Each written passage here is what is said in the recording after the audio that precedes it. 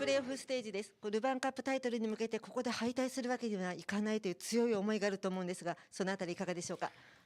はい、私たちは昨年ですね、非常に悔しい思いをしましたので、チーム全員で、2017年シーズンの優勝の光景を全員で見に行きたいと思っています。リーグ戦とまた同じ相手続きますが、ホームアンドアウェイの戦いというのは別物なんでしょうか、一緒ですか。アウェーゴールは与えたくないですし、慎重にゲームコントロールしないといけないとは思うんですけれども、そこを意識するあまり、我々の重心がですね、後ろに下がるのは一番良くないと思っていますので、今積み上げてきているサッカーを表現する90分間、前からの矢印を強く持って、プレーすることが大事だと思っています。リーグ戦を踏まえて特に調整した部分っていうのはどのあたりになるんでしょうか。はい、そういったところですね、相手がアウェーゴールを奪いに来る、前線から強い圧力をかけてくることが予想されますので、その圧力に対して、我々がどのようなボールの回し方、スペースを共有するか、そういったところを全員で合わせてきました。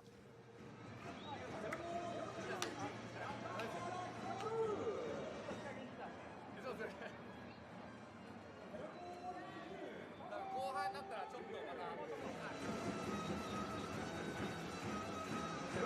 26シアパトリック、そしてセレッソ大阪監督小木君明夫。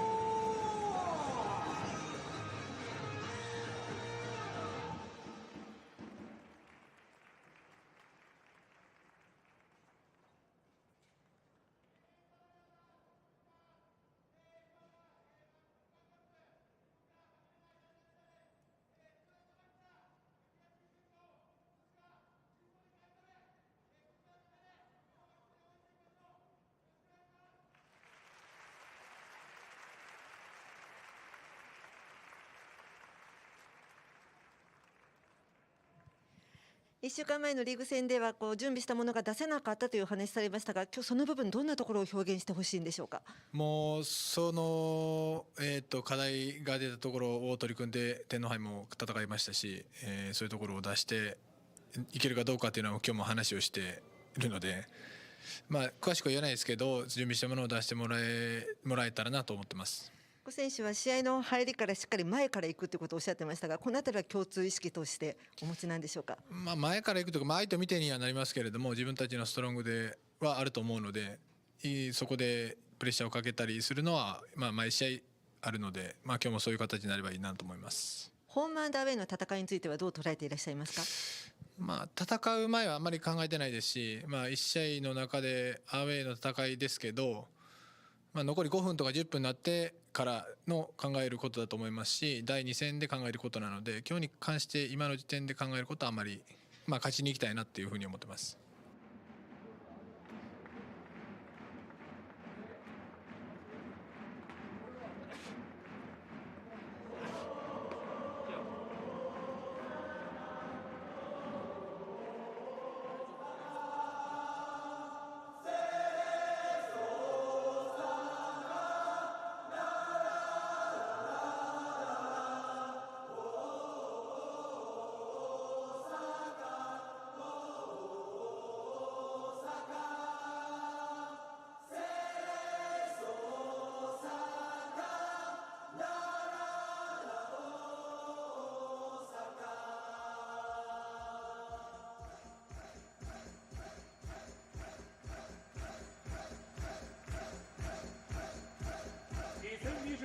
J リーグ YBC ルヴァンカッププレーオフステージ第1戦、セレッソ大阪 VS 湘南ベルマーレ、審判団並びに両チーム選手の入場です。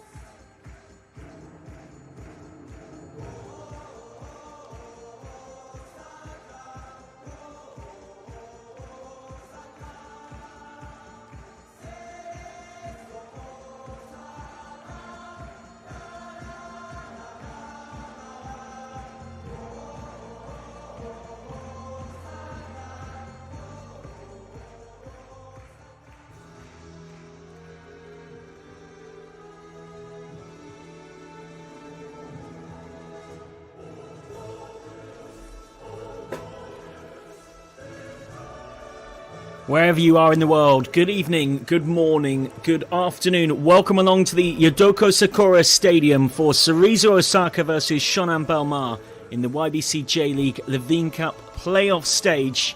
This is the first of a two-legged tie between these two clubs. They'll meet again in a week in the reverse fixture as well to decide who will make it through to the quarterfinals. Cerezo, of course, in very good form at the moment. Their season's been starting to take off recently. Just one loss in their last 8 in all competitions. And Shonan are in pretty good shape as well. 4 wins in their last 5 across league and both of the cup competitions, which are now into full swing here in the Japanese domestic season. Both teams presented to the pitch before kickoff and to the supporters. A decent crowd in here. And we are mere moments away from getting going. In the dugout for Cerezo Osaka, Akio Kogiku, who's had 3 spells as an assistant coach at Cerezo since 2005, and is now first taken over as manager after the departure of the Brazilian Levain CUP, and renew his contract ahead of this season. Opposite him, and 2 years his junior, Satoshi Yamaguchi, the former Japanese international. Played a couple of games for the national side, and he played for Gamba Osaka, the arch-rivals of Cerezo Osaka. 2 teams met twice in what is known as the Osaka Derby in Group A, but it was Cerezo who came out on top overall across not just the 2 games, but on the table. Cerezo finishing in second behind Kashima Antlers. Gamba Osaka consigned to third and an early exit. Meanwhile, Shonan came through by finishing top of Group D with 12 points from their 6 games. Did lose a couple, but still managed to finish ahead of Avispa Fukuoka, who was runners-up and also made it into the playoffs. A little focus in there on Usuke Sagawa, one of the best attacking threats of this Shonan Bellmare side. It's 2 teams who've been in pretty good nick recently. We'll be looking to continue that on here. Worth pointing out as well, for those maybe curious, with various competitions having various rules over how 2-legged ties are constructed these days, that away goals very much do count double as such. Will be used as a deciding factor if the 2 teams are level on aggregate score after the 2 legs. And then we will head into extra time, potentially in a week's time if needed. In extra time, away goals will not count double. It'll be just a mere simple aggregate score, albeit you can argue Shonan Bellmare would have the advantage in extra time because they'd have home advantage for that extra half an hour of football in the tie. And then we would go to a penalty shootout to decide it if needed. Cerezo Osaka also with a bit of a psychological advantage because they did win when these sides met very recently in the league on the 29th of May, prevailing by 2-0. Led in the 18th minute of that one, thanks to Adam Taggart, the Australian forward. And then with Shonan pressing forward to try and find a late equaliser, Matsuki Keito scored a second in the 94th minute to seal the points.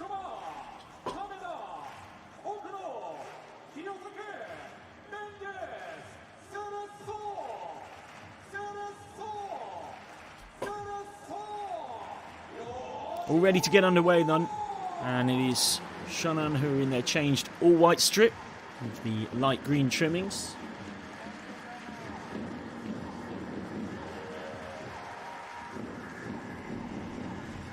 Meanwhile, Cerezo in their traditional home colours. The blue shapes on the kit, with the various trimmings, various shades of pink I should say. They'll be attacking from left to right as we look at things. Shonan Bellmare from right to left. Thank you very much for joining us on the YBC J.LEAGUE Levain CUP YouTube page, wherever you are in the world. Off and underway for this playoff game then, into the knockout stages for the YBC J.LEAGUE Levain CUP. Cerezo Osaka attacking from left to right as we look at things from our commentary position.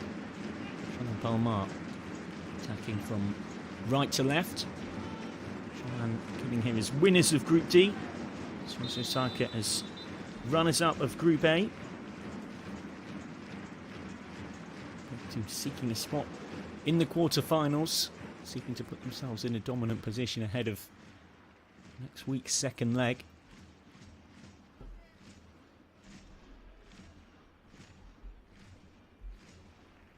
Slightly heavy early challenge there on Koji Toriumi.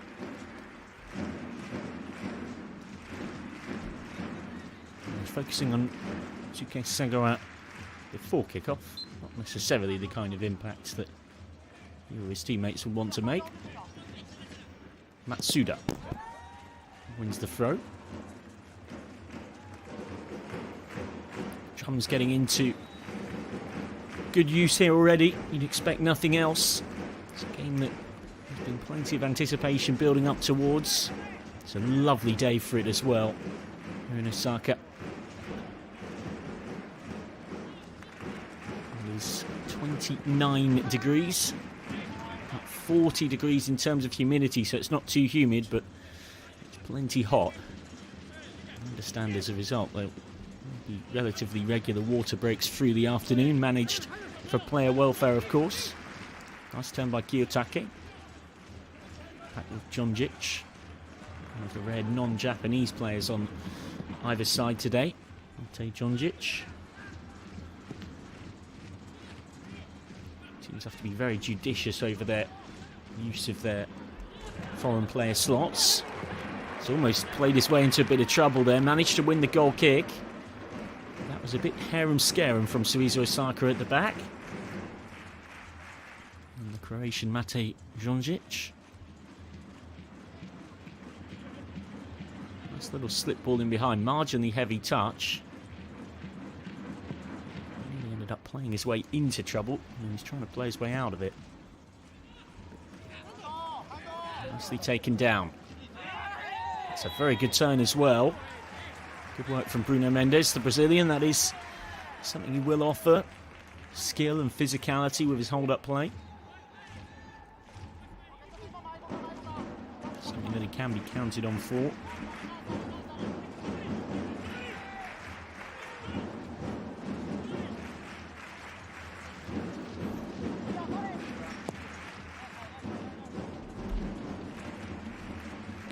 Just about kept in play.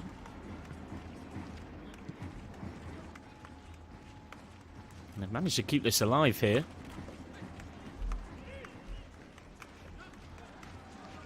Now Shonan Bellmare can build.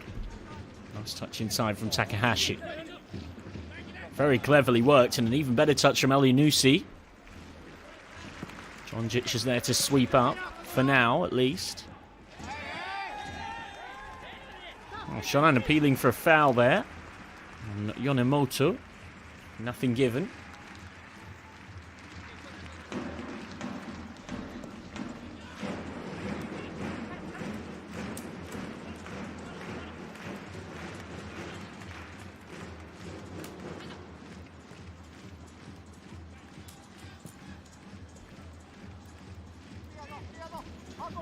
Patient possession here for Shonan.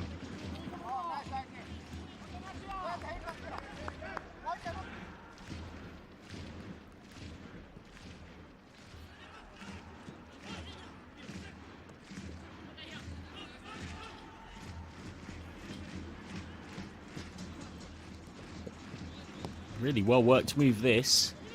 Is there something at the end of it? Chance for the cross. It's a good sliding challenge by Yamanaka. Still there for them though, Takahashi. Sugioka from the centre half position crosses nicely and well saved by Kim in the Cerezo Osaka goal. It's a good header from Barada. And it's the closest either side have come by quite a distance early on here. Almost an early lead for Shonan Bellmare in the playoff.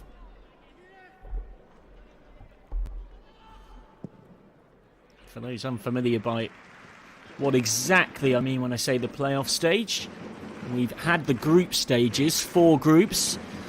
The top 2 from each group have gone through to the playoff stage, which is what we're in now. 4 ties all being played across both this weekend and then next weekend. And then the winners from those 4 ties will go through to the quarterfinals. where there's 4 teams already confirmed who had a slot without needing to play in the group stages. Those being Kawasaki Frontale, Yokohama F Mariners, Vissel Kobe, and the Urawa Red Diamonds. Found by Tariq El Yunusi, a Norwegian midfielder.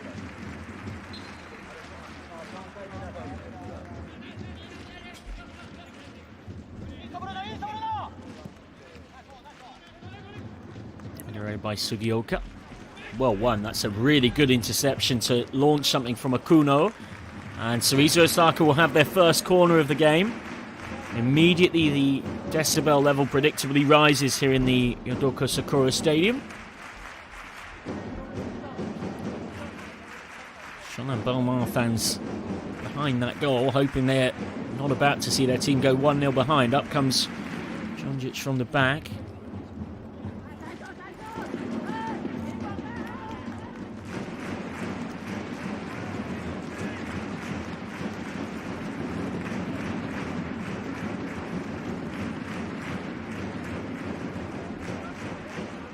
Harakara to deliver.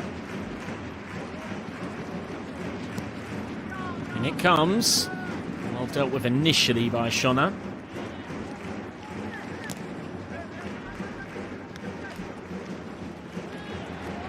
Allowed to run through.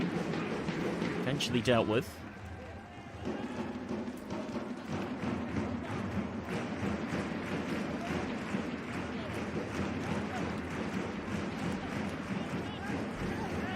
Bit of a wrestling match off the ball there, and in the end it's Hiroshi Kiyotake, the home captain, who's punished.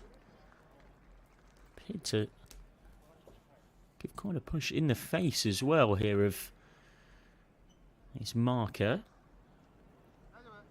Takahashi. Got to be very careful with that. That replay suggests he might just be in a bit of luck to not get much further punishment for this.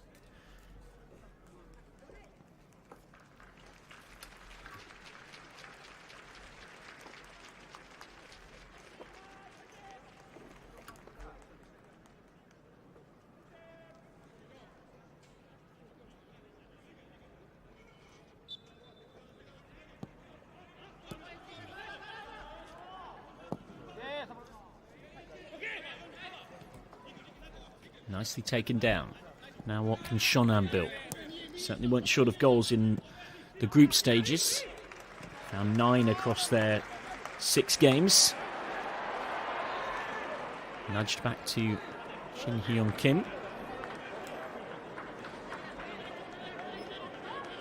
Cerezo actually scored far more goals than Shonan in the group stages, but picked up 1 fewer point.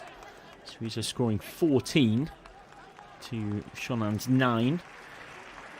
Cerezo were a bit leakier in defence. Cerezo ending up with 11 points behind Kashima Antlers in Group A. Shonan top of Group D with 12 points. 4 wins in a couple of defeats. Rounded off their group stage with a 1-0 win against Jibiri Iwata on Wednesday the 18th of May, when Masaki Ikeda's goal made the difference. But by that point, due to their good form earlier on in the campaign, they were pretty much home and hosed. More about seeing if they could confirm their spot as top of the group ideally.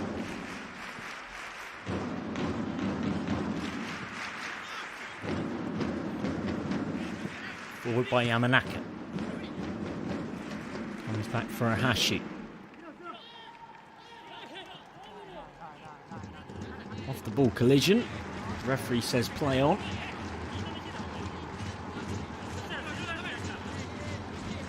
Earlier on today, I've already had one of today's 4 J.LEAGUE YBC Levain Cup matches completed. It was the lunchtime kickoff based on local timings here in Japan. It was a big result as well for Hiroshima, a 3-0 win at Sapporo, which, commentary cliche, but you might go so far as to say that almost gives them 1 foot in the quarter-finals, bar a disaster at home next week, a footballing disaster.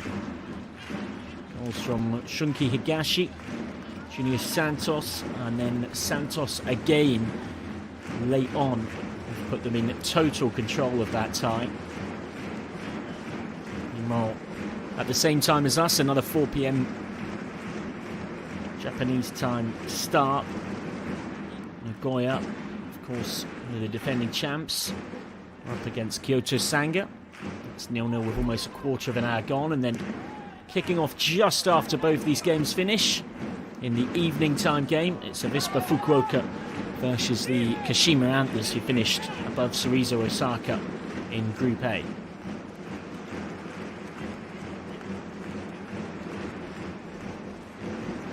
Just lost his footing.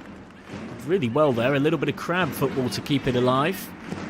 Now the cross can come in, and it's a decent header and an even better save from Konseitani to deny Hiroshi Kiyotake. Arrived in perfect timing there, Kiyotake, to get really good power behind the aerial leap. And Cerezo Osaka almost in front thanks to their captain.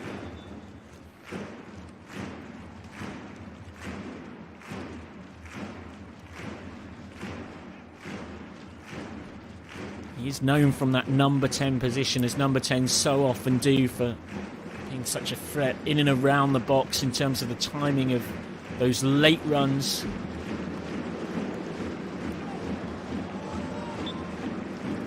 Wasn't quite able to keep it alive there, Takahashi.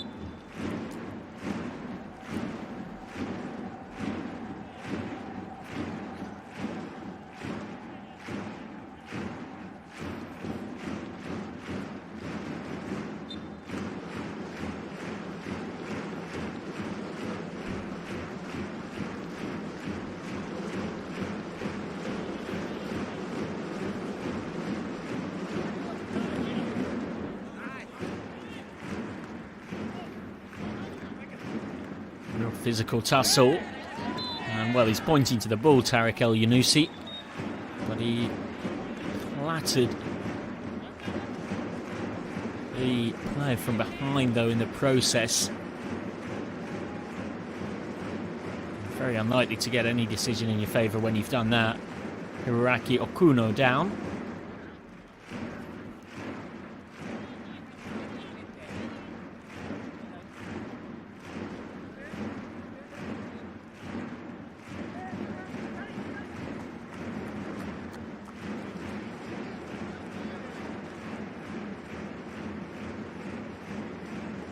Well, Yunusi picks up a yellow card. It's not too surprising.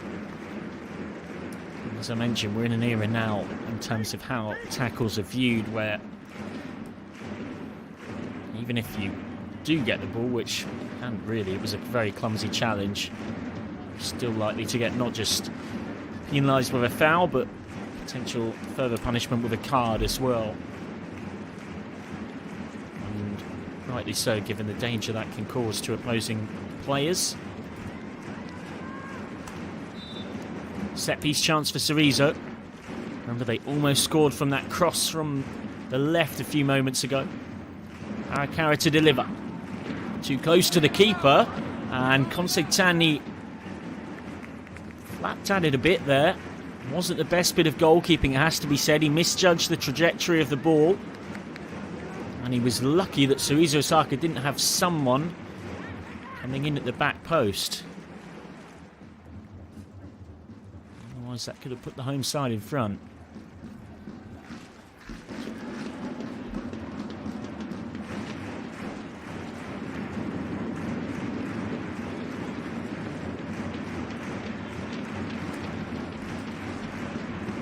In comes the corner. Again, it goes all the way through.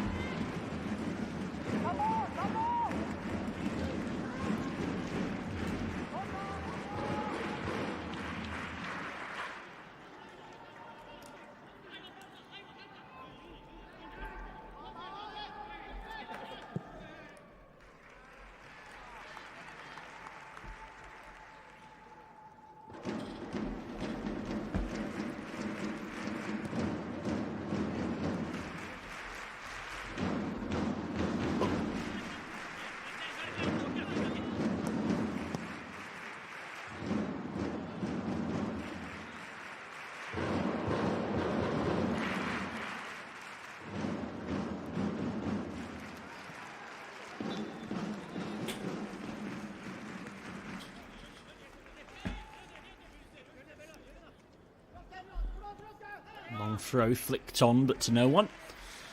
You're maybe wondering what the figures below the main scoreline are on the top left of your screen. Obviously 0-0 is the current scoreline. But the 1 and 1 in brackets are shots and shots on target for both sides. Cerezo on the left with the H in the colours of their home strip, and vice versa for Shonan Bellmare. Sugioka. Deflected cross, and Kim can't prevent the corner. Rare set piece chance for Shonan Bellmare to create something.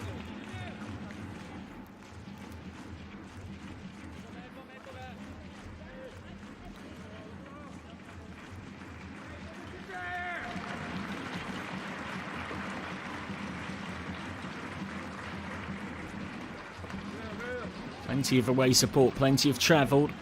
Hoping they're going to see their side make it through to the quarterfinals. Hoping they're going to see their side take the lead here.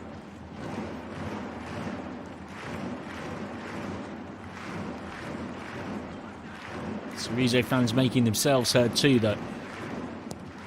In comes the set piece, good flick on. And away by the postman on that far side. Ishihara. He's back to his keeper, Konsei Tani. A long way from home. Sweeping crossfield ball. Looking for the run of Ohashi, but Toriumi was there.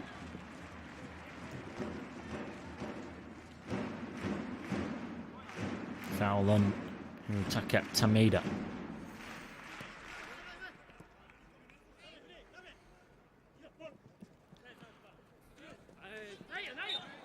Just a touch too physical in there.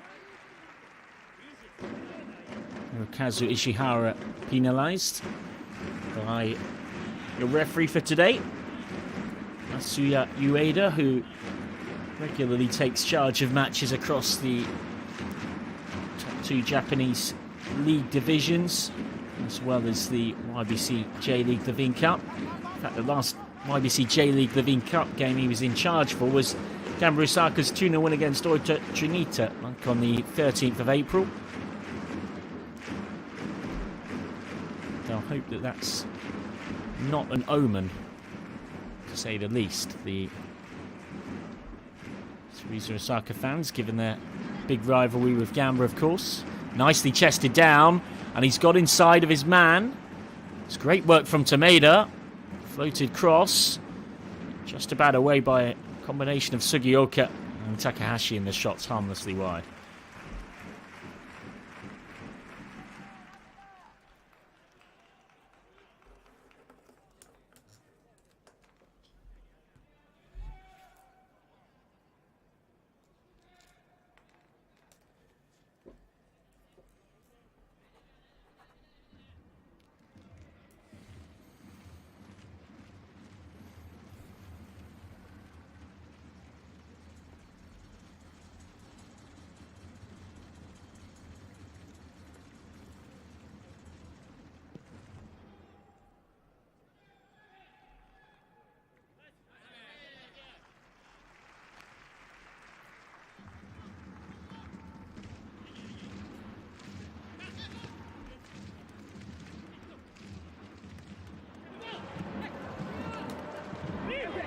A little slip ball in behind, gathered easily enough by Jin Hyun Kim.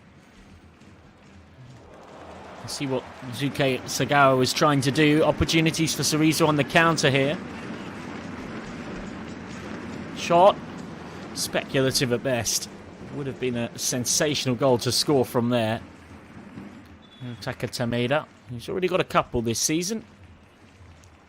A couple of goals though, not necessarily goals quite as brilliant as that. Great skill in getting the move going from Hiroshi Kiyotake. Again, showing why he's so often seen as the star of this Cerezo Osaka side.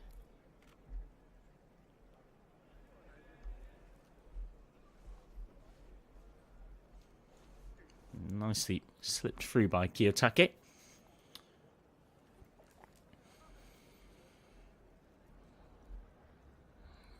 Treatment stoppage here. Shonan with the player down, and when you see a stretcher on the field, that gives a solid indication about the seriousness of the injury. A chance for both teams to take some fluids on board. It's Tarek El Yunusi who is down. You know, 34-year-old Norwegian central midfielder. El Yunusi, who is well travelled. He's in his third season with Shonan Bellmare. He's before that had a couple of seasons at Ike in Stockholm. Had a season with Olympiacos, 3 with Hoffenheim in the Bundesliga between 2013 and 2016. 4 seasons in his home country of Norway before that. 2 with Rosenborg and 2 with Fredrikstad. Before that, had 3 in the Eredivisie in the Netherlands with Heerenveen.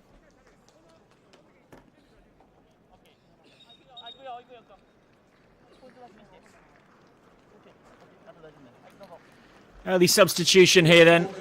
Tarek El Yunusi's afternoon of knockout football has an unfortunate early ending. Picked up a yellow card and then substituted now due to injury.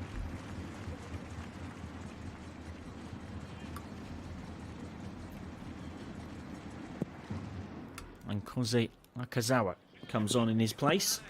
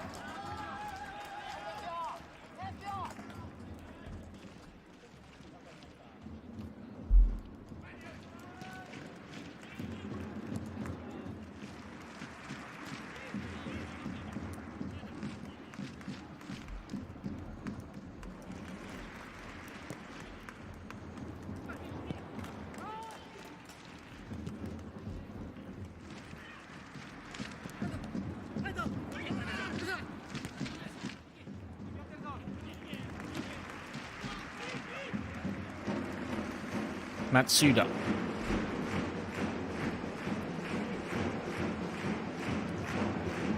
Goes all the way back to Jonic.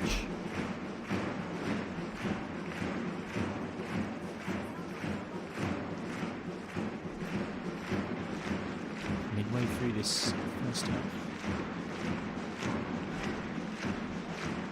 It is undeniably Cerezo Osaka who've looked the more likely to take the lead, without necessarily managing to do so yet. Forward by Matsuda once more. He's looking for Mendes. Drop towards Tomeda, who lost out.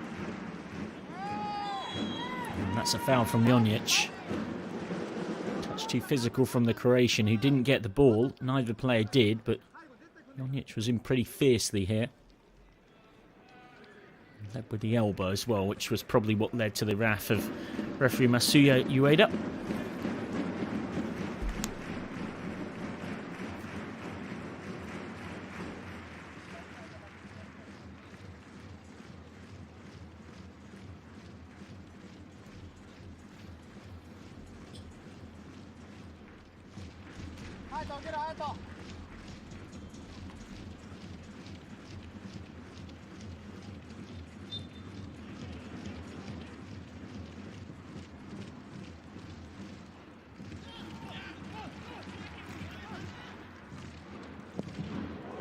Not the best clearance from Jin Hyun Kim. Hence the oohs and ahs from the crowd. Another foul by Jonic. This time on Segawa.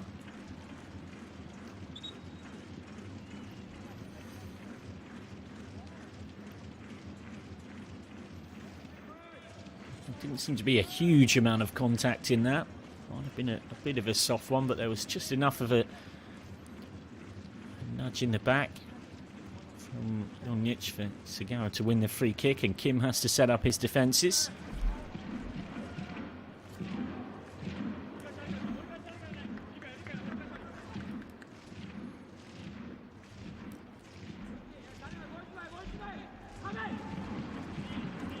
Cerezo Osaka in the playoff stages for the first time since 2010.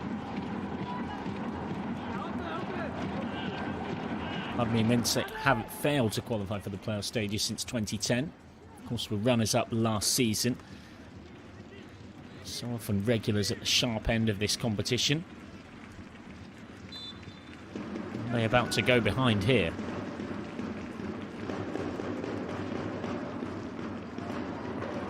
Clipped in. And a downward header straight at Jin Hyun Kim.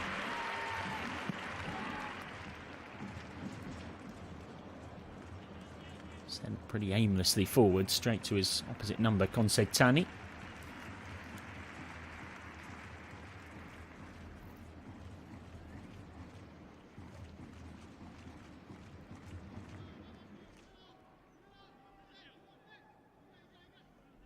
Has been a goal elsewhere, and it is the defending champions Nagoya Grampus who won in the final last season against Cerezo Osaka, who have taken the lead. Mateus setting up Inagaki with a quarter of an hour gone, and showing Inagaki's goal. It's currently the difference between those two in that first leg. Of course, there'll be 4 second legs to look forward to next Saturday as well. And then the tournament heads on to the quarterfinals, which will be in the first 2 weekends of August, as Jonic has to be alert to concede the corner. Good awareness from the Croatian of what was both lurking behind him in terms of danger, and then in front of him as well.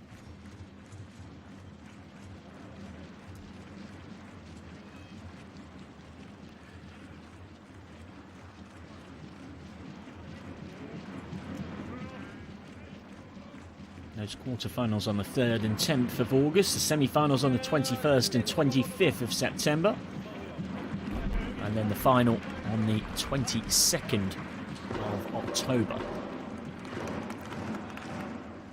Kimi Barada to deliver. Barada's ball in, and hooked over the bar at that far post. Was a very difficult technical skill to execute this. Waist height, travelling quickly, and ended up being skied by Yuki Ohashi. Shonan Bellmare trying to turn around what is quite a poor head-to-head record against Cerezo Osaka. Just 4 wins against Cerezo Osaka in 19 meetings. 12 wins for Cerezo in that run, for context, and 3 draws.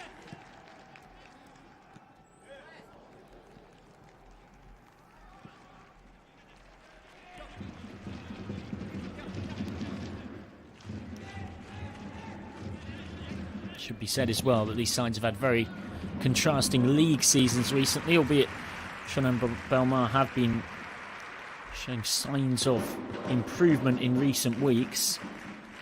The league table does tell a bit of a story right now. Cerezo Osaka in 5th with a very decent tally of 26 points from 16 played. 5 points off leaders Yokohama F Mariners. Meanwhile, you have to look at a lot further down the ladder for Shonan Bellmare. They are in 17th, 2 points off the bottom. And their second bottom, Vissel Kobe bottom. Albeit there has been some bright spots for them in recent weeks. 2-1 win against Vissel Kobe to get themselves off the bottom of the table. Then a 4-0 victory at Kawasaki Frontale before that 2-0 defeat when these two teams met recently on the 29th of May. And Shonan Bellmare did make it 4 wins from 5 in all competitions when winning 3-0 against Vertfi Yaita on the 1st of June in midweek. So there is a bit of green shoots of recovery for a club whose primary two colours, of course, are green and blue. Crossfield switch from Matsuda. Half-hour mark past here in the late afternoon. Gorgeous sunshine.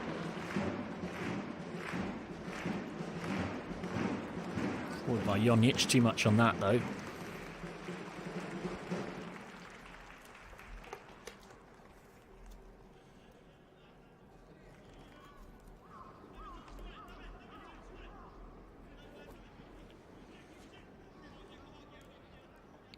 Of course, we'll have the second leg next week, which will be at the Matsuka Athletics Stadium. Matsuka, part of the Greater Tokyo area. Shonan Bellmare club founded in 1968. They've changed names on multiple occasions due to rebranding decisions and also league rule changes around location listings in a team's name.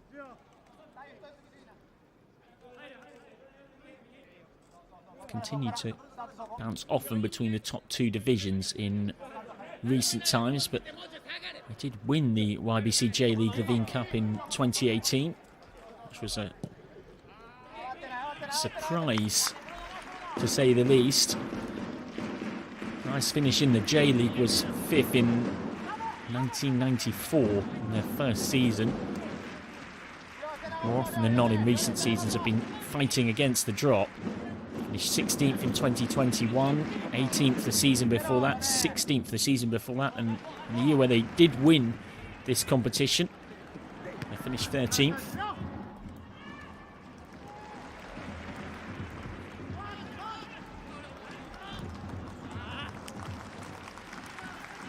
Throwing one down that left flank for Shonan by Takahashi off Maikuma.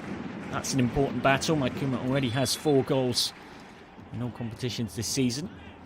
Keeping him quiet will be high on the priority list of Shonan today.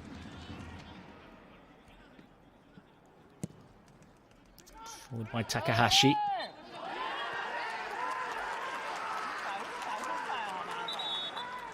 Foul from Sagawa.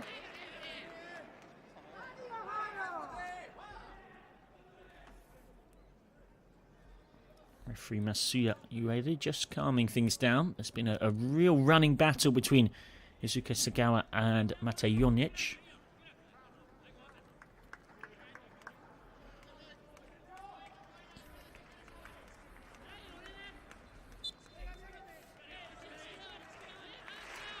Harakara.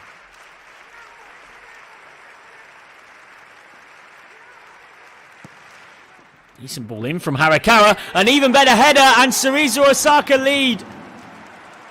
Or maybe not. The dreaded offside flag up immediately to bring the home fans back from their jubilation. After Mate Jonic thought he'd given Cerezo the advantage in this two-legged playoff tie. Lovely guided downward header. But it won't count.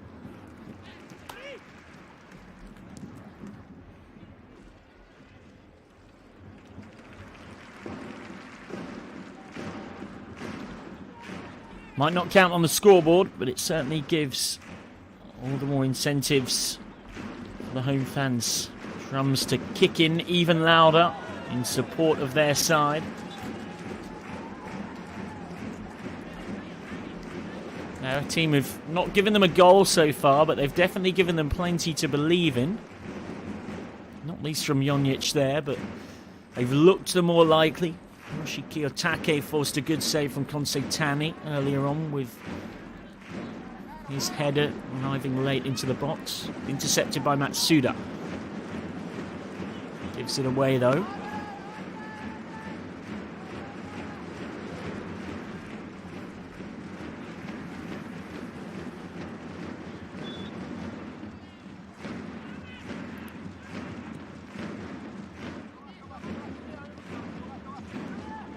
Takahashi inside. Sugioka.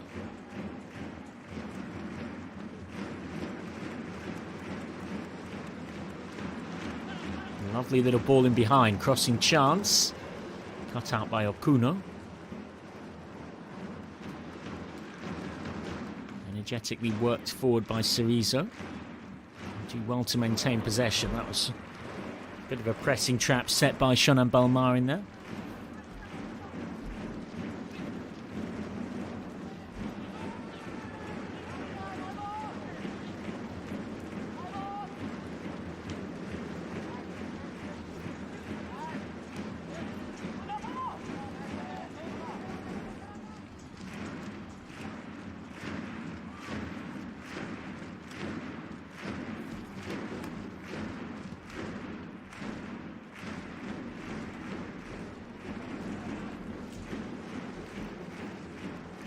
Worth saying as well, it's big time for Japanese football on a national level too.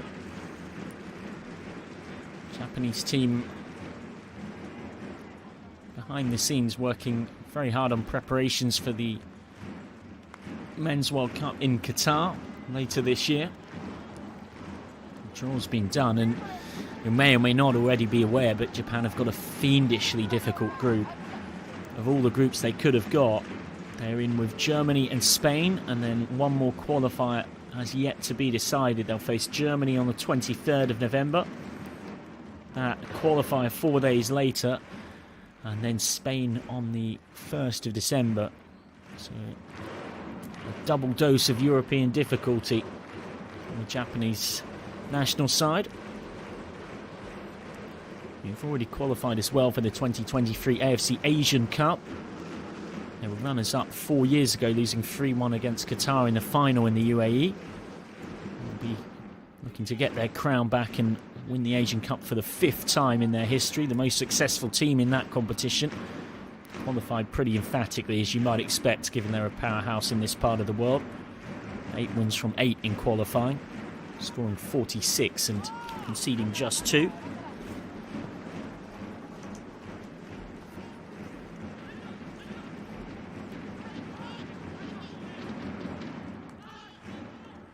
Matsuda. Not the best pass. It might inadvertently launch a counter-attack for Shonan. It will. Here comes Ishihara. Inside are just too much on it. They keep possession, but Barada has his momentum slightly lost. Takahashi forward from left back, given a lot of freedom to roam in this system. Matsuda makes sure it's a throw-in, no a corner. Interesting tactical matchup as well today in terms of what we've seen in this first half. We did suspect that Cerezo would be in a 4-2-3-1 and Shonan in more of a 5-3-2 with wing-backs, and that is how it has prevailed. I would say right now that Cerezo Osaka have probably shaded the game so far in terms of clear-cut chances, looking the more likely. And also in terms of how comfortable they've seemed in open play.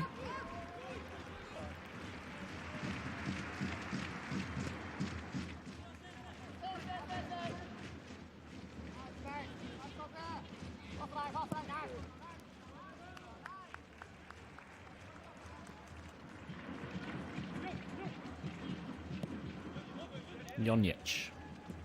Shonan keen to press. We haven't seen that too often from them today. It works well, forces the error, but gives them the ball back. Good aggressive challenge though from Jonic to go and win it back. No better feeling in a game of football than when you've lost possession to be the one to regain it for your side.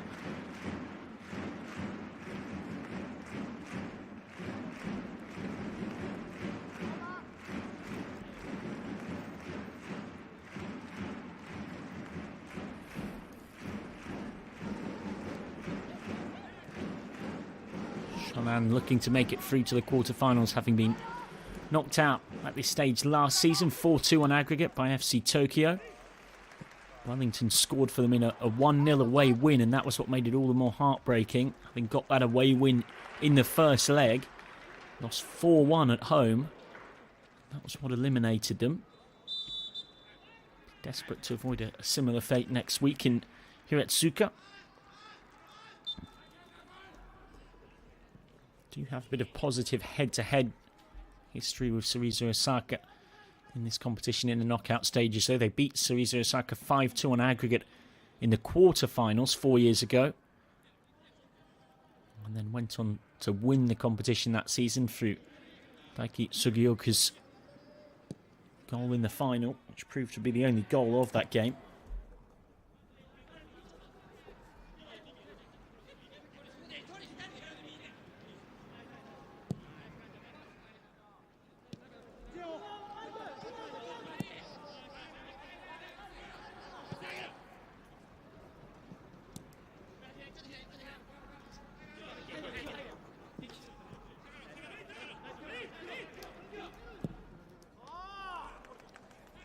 Sent forward and not dealt with at all back there.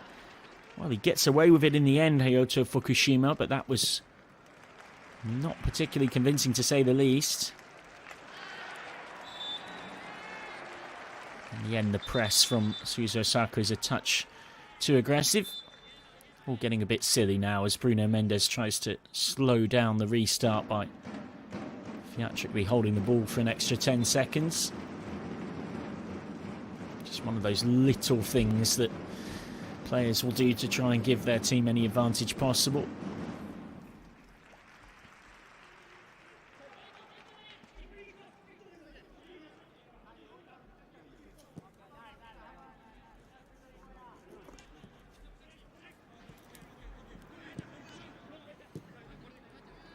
Not long left in this first half for either side to find a breakthrough.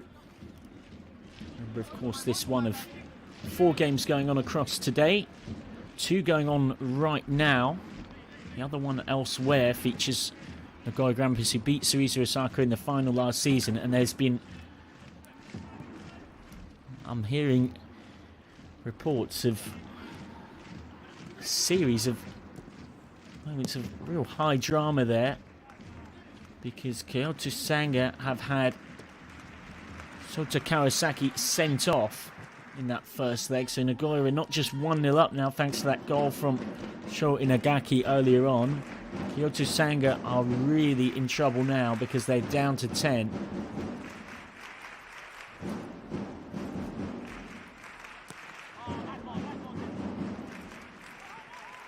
Well dealt with by Sugioka. Oiwa under pressure. Jonic battling for it, and then Jonic just clipping the ankles of Yuki Ohashi. He's been heavily involved in this first half. Croatian Mate Jonic committed a fair few fouls. Been comfortable in possession and has had plenty of the ball, and then of course scored the disallowed goal with a nicely guided downward header.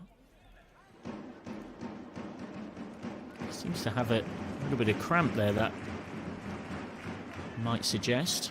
Just the way he was clutching his leg. Looked to be in some discomfort.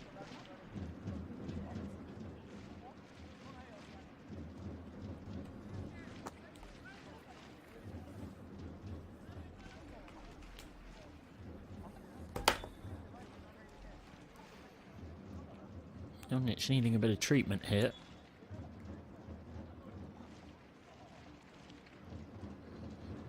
Clearly is causing him a fair bit of pain, because often at this stage of a half, if players can just battle through to half-time, they will, knowing they can get 15 minutes with the physio then.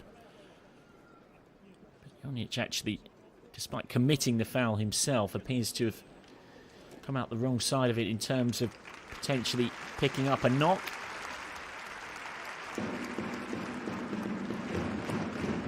The 31-year-old Croatian defender had a spell with Shanghai Shenhua in the Chinese Super League in 2021 before returning to Cerezo Osaka for this season. He'd been at Cerezo for 4 seasons before that. Also played with Incheon in the Korean League, and then in his native Croatia for Zadar, Osijek and Hajduk Split. Almost 300 appearances across his career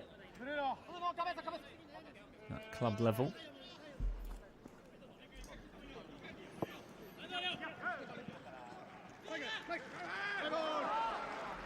Just a slightly heavy touch there from Seiya Maikuma. Maikuma, the top scorer of any player who's on the pitch right now for Cerezo Osaka, with 6 goals across this season. Heavy challenge from Jonic. Onohashi.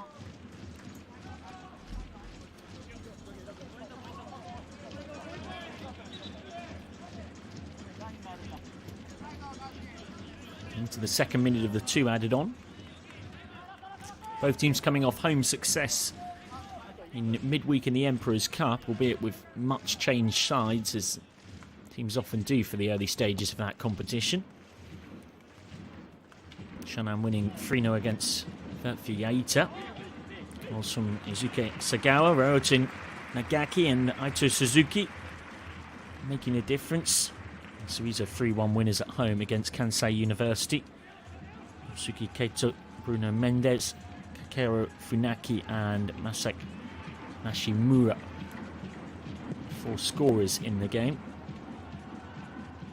Funaki pulling one back for the defeated Kansai University.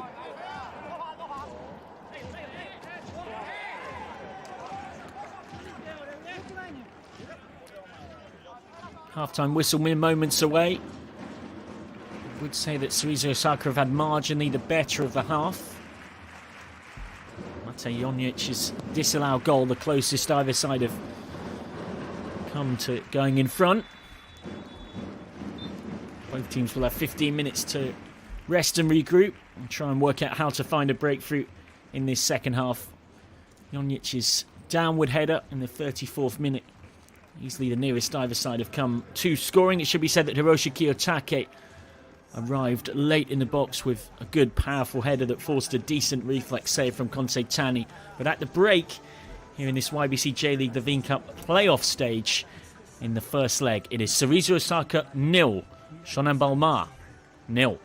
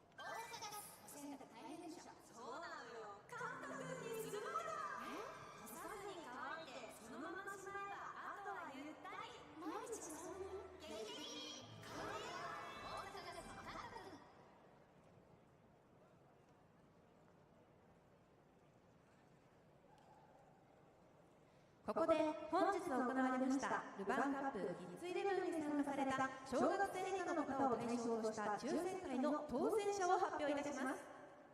2022 J リーグ YBC ルヴァンカップ公式試合球である J リーグ公式ライセンスボール YBC ルヴァンカップ記念球の当選者は東山太陽さん、松室咲人さん、田中美優さん、以上3名の皆様です。おめでとうございます。そして選手サイン入り J リーグ公式試合球 YBC ルヴァンカップ記念球の当選者は倉本なずなさんです。おめでとうございます。商品はただいまより試合終了30分後までメイン側インフォメーションにてお渡しいたします。以上、ルヴァンカップキッズイレブン J リーグ公式ライセンスボール YBC ルヴァンカップ記念球当選者の発表でした。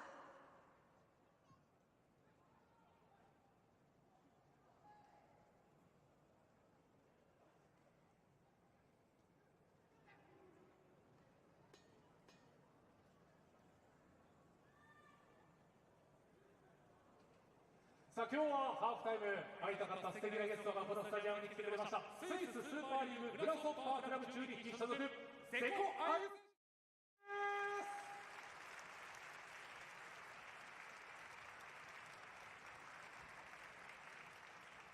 じゃあ瀬古選手、この辺にお願いします。まずはお帰りなさい。スタジアムの雰囲気はいかがですか？久しぶりにヨドコ桜スタジアム。いや、最高です。最高ですか？今年の1月にスイスに渡っておよそ4ヶ月間向こうで戦ったわけですけども、ここまでを振り返ってみていかがですか？まあ、楽しいです。あ、楽しいですか？はい。具体的にどの辺が？まあ、やっぱり、なんかやっぱ日本と違う。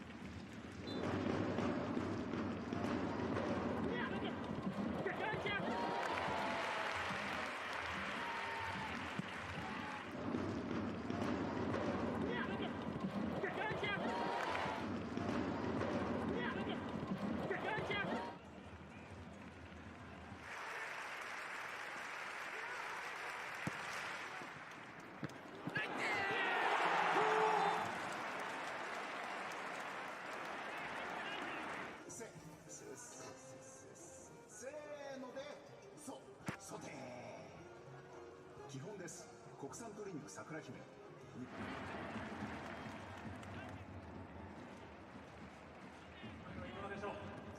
まあ、今年自分が行ってから残留争いしてたんで、まあ、次のシーズンはやっぱりね、上の優勝争いを目指したいなと思いますし、まあ、個人的にももっともっと成長して、もっと皆さんに僕のことを知ってもらえるように頑張っていきたいなと思ってます。でまたもう会いたかったメンバー仲間たちがいまして、あそこには瀬古選手のねオールマフラー、そしてユニフォーム、さらには世界で戦い切りいつの日かセレッソで優勝しよう、やる気もりもり世界の幕も出てます。サポーターの皆さんに向けて最後熱いメッセージもらっていいですか？お久しぶりです。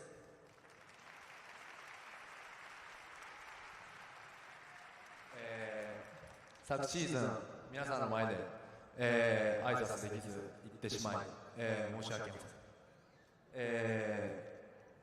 そして、自分をここまで成長してさせてくれたセレッソには、非常に感謝してますし、もっともっと自分が海外で活躍し、セレッソ大阪から来た瀬古やぞっていうのを、もっともっとみんなに知ってもらうためにも頑張るので、皆さん僕のことを応援してください。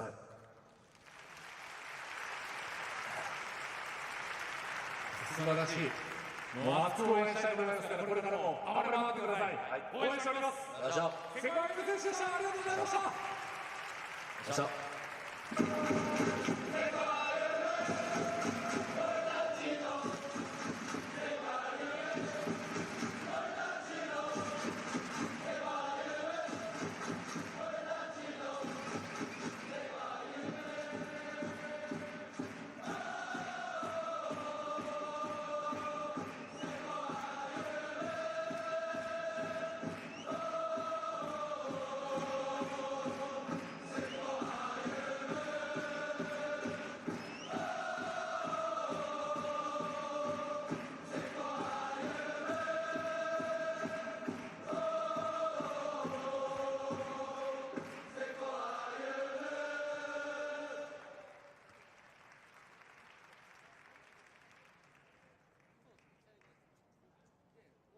ここで皆さんにご案内をさせていただきます。まだちょっと気温が高くて、日向の方は熱中症の危険がありますから、水分をしっかりとりながら、日陰で休みながら、もしちょっと体調が良くないなと思ったら、スタッフにすぐ声をかけていただきたいと思います。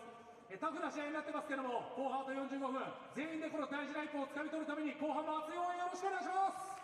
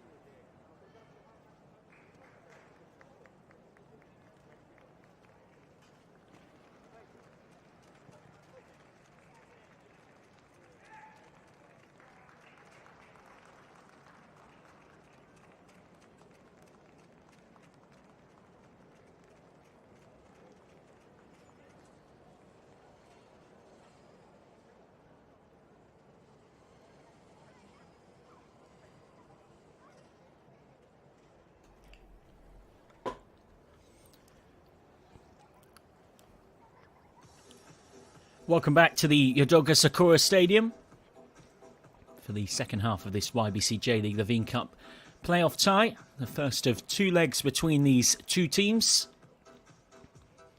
who will meet in Hiratsuka in Greater Tokyo next week. And Shonan will have home advantage for now. Shonan, of course, in the all-white with the light green trimmings. Looking to get there and bring things back home with the tie in good shape from their point of view. They've made a substitution at the break. It is their second change, again in the attacking midfield slots. Tarek El Yunusi came off Kosei Akazawa after half an hour or so. That was forced because of injury. This is tactical, as I understand it. Masaki Ikeda coming on for Akimi Barada. Don't anticipate it will necessarily be a change of shape, though. They do occupy similar positions on the field, or certainly tend to. So that should see Shonan continuing with that, depending on how you want to interpret it, 5-3-2 or 3-3-2-2 system. The back three and the wing backs of Takahashi and Ishihara. Yonemoto holding in midfield behind Okazawa and Ikeda, with Ahashi and Sagawa up front. Shonan Bellmare, of course, the winners of this competition in 2018, up against last season's runners-up, Cerezo Osaka, who we expect will continue in the 4-2-3-1 that they played in the first half.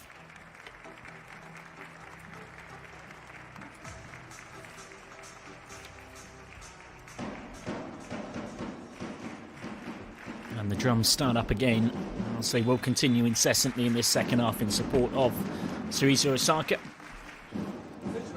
Off and underway for the second half then. Shonan Bellmare attacking from left to right as we look at things. Cerezo Osaka shooting from right to left. Lovely turn there from Hiroshi Kiyotake, one of the stars of this Cerezo Osaka side, no doubt. Here comes Shonan. Comes from Takahashi. It is a save to make, but a simple save for Jin Hyun Kim.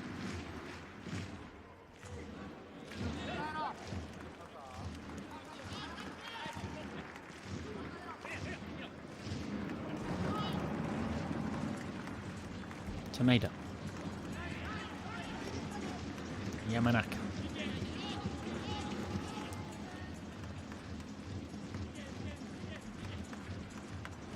Oh, that's a clever flick, and now Tameda can cross.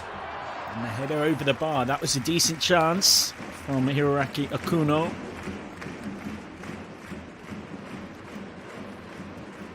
I feel he should have done better.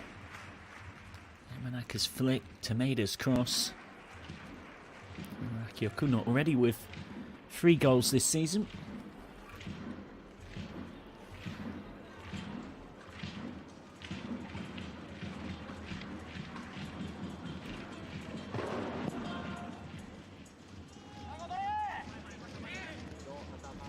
Yet to score in the YBC J.LEAGUE Cup though this season, Hiroaki Okuno. This is his third appearance in the competition. These teams often tend to do, particularly through the group stages of the YBC J.LEAGUE Levain CUP, to give quite a few promising youngsters opportunities. There's a lot of squad rotation.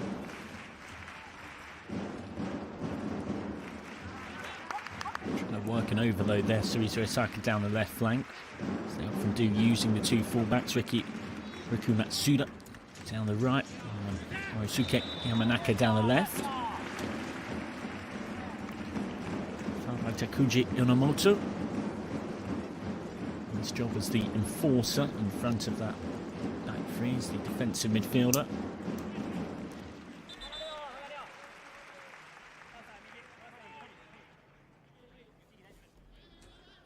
Well, they've definitely have been given the task, Takuji Yonemoto, of trying to keep Hiroshi Kiyotake quiet tonight.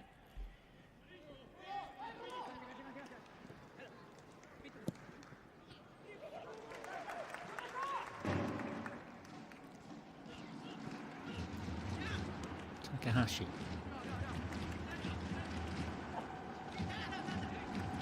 Ohashi. Building something nicely here. Cross on the slide. Didn't quite find Ishihara. Did well to get anything on it before it went out, but only delayed the inevitable in truth.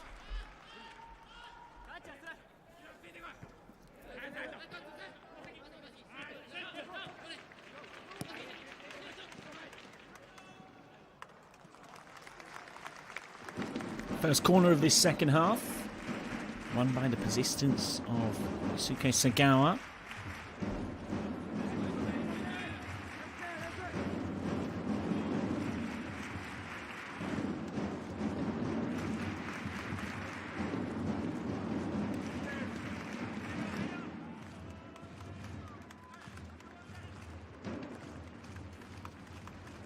What can the visitors make of the set piece? Will be an in-swinger, 6 to aim for. Near post, and flicked wide. Not quite sure whether he was looking to score there, or just find a teammate. Daiki Sugioka, up from the back. Ended up not quite doing either.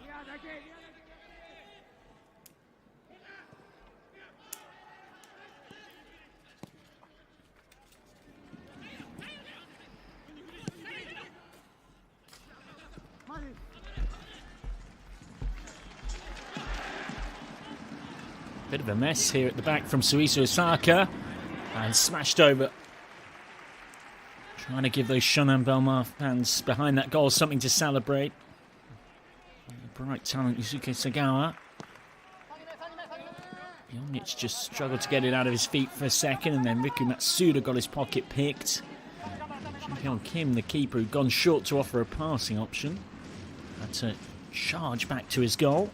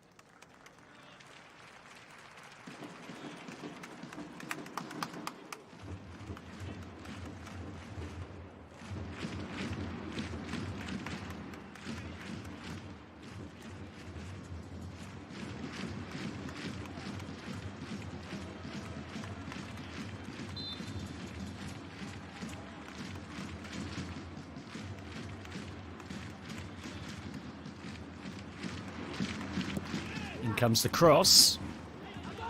Headed by Toriumi. And the pressure relieved on Cerezo Osaka. Of course, won this competition back in 2017. With Shonan Bellmare winning it the season after. Had a great year in 2017, Cerezo. It's one that's remembered fondly in these parts. They won the Emperor's Cup as well, and they finished third on their first season from promotion to the Japanese top flight. Hasn't gone quite so well since. Finishes of 7th, 5th, 4th, and then 12th in 2021 in the J-League. Was finished runners-up in this competition last season too.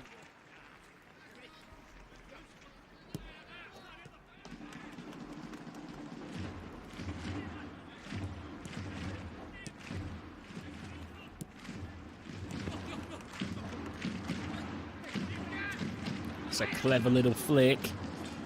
It's a well-constructed move, but the pass in the end that was looking for a Hashi wasn't the best. Takahashi. Still Takahashi. Lovely back heel.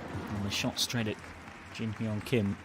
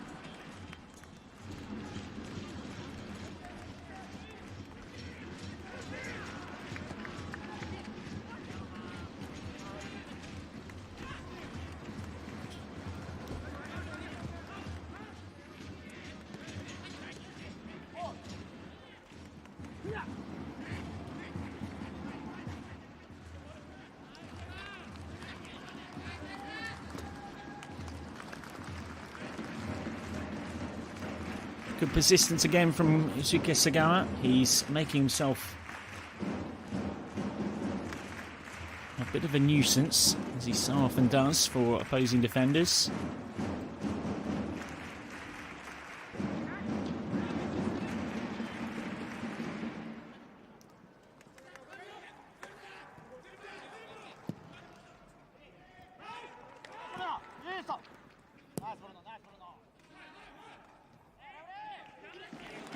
Ishihara.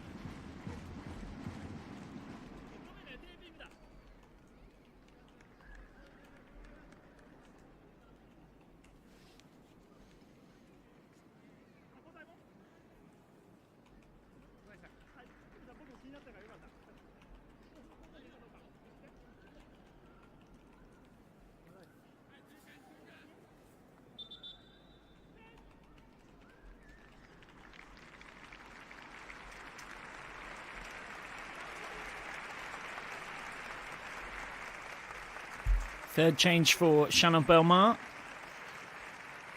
And Cerezo Osaka also turning to their bench. Bruno Mendes, the Brazilian striker, who's been kept pretty quiet today in truth, takes his leave.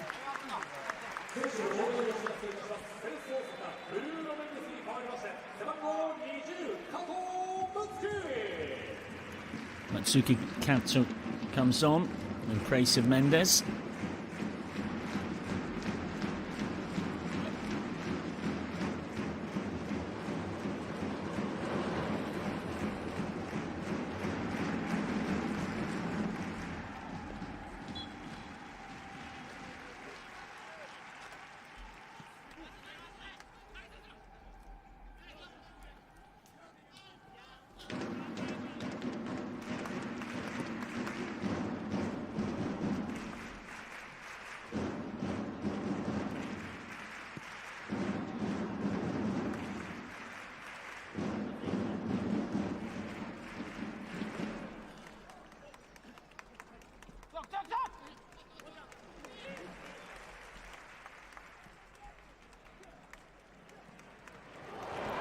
Ball through, that's just too much on it. And a relieved Konsetani can gather.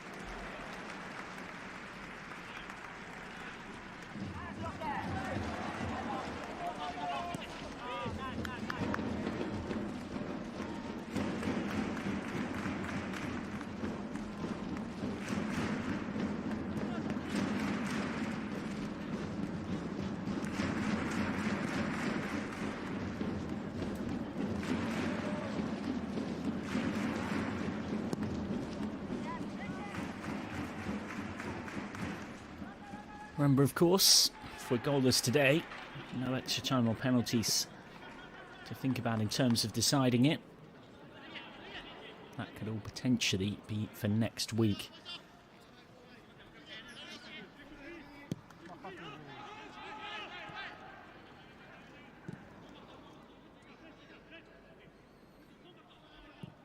We're level after the two legs. We look to away goals. And then we go to extra time if level on away goals. But during extra time, away goals won't count double. Just proceed on normal aggregate scoring. Chance on the half volley. And wide from Takahashi.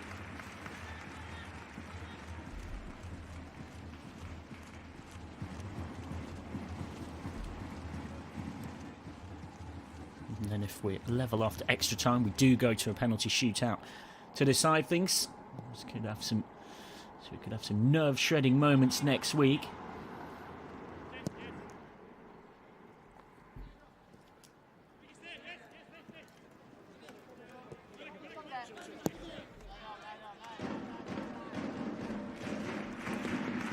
Elsewhere, well, we might not have a goal here yet as the hour mark approaches, but there's certainly been no shortage of drama in Nagoya Grampus versus Kyoto Sanga. Shota Nagaki has scored once early on in the second half to go with his first half goal. That had Nagoya 2-0 up against Kyoto Sanga, who were down to 10 after Kawasaki was sent off just before the half-time break. But great credit to Kyoto Sanga. They've managed to grab themselves a hugely valuable away goal in that tie as Shikiyotake has a moment to forget. Masaki scoring just moments ago, so Nagoya still 2-1 up. Kyoto Sanga down to 10, but that away goal just really does change the complexion of that contest.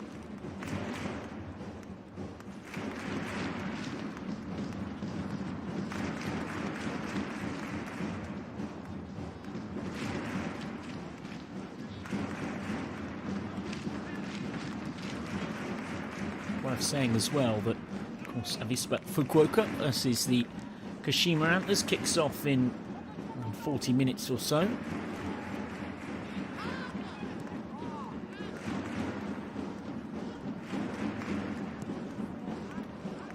Tameda trying to get onto this, just tussled out of it by Kazuki Oiwa, covering across.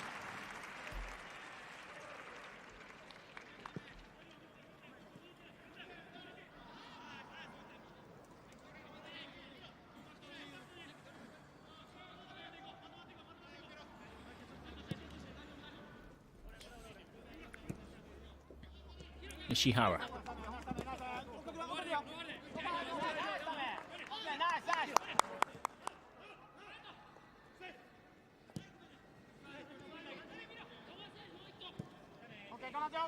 Fukushima.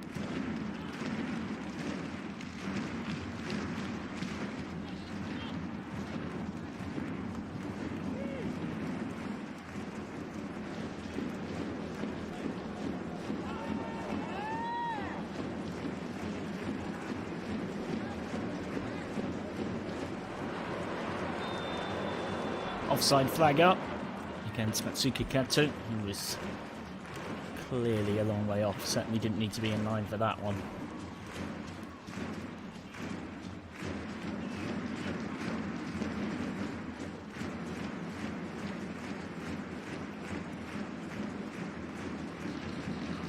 Turned towards goal, but would have been something quite sensational, even by Yusuke Sagawa's high standards, to score from there.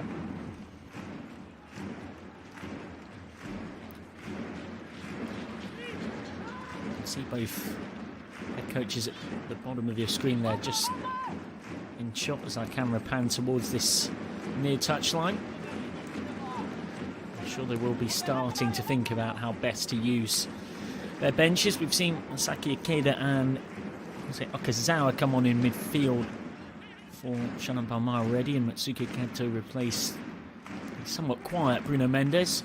for Cerezo Osaka.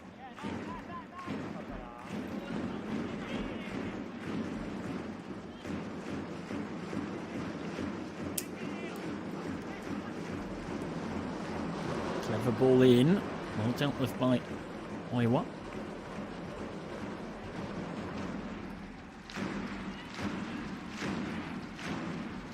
Takahashi.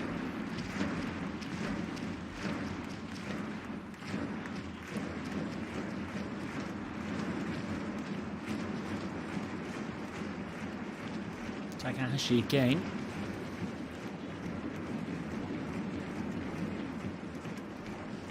Lost by Sagawa, who's chasing and scampering around though. They've made an effort to press a bit higher up the pitch in this second half, Shonan Bellmare, and it has worked. They've had a better balance and foothold in the game than they did at points in the first half. They've had the better of the second, no doubt. Takahashi. Takahashi's cross. Wasn't quite sure what was behind him. Yamanaka.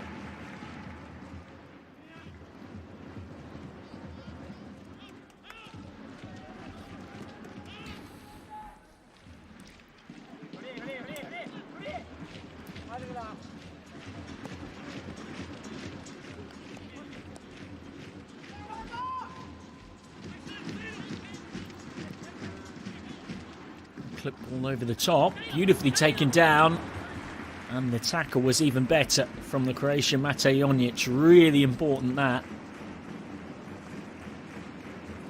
Sometimes defenders don't quite get the credit they deserve for moments like this.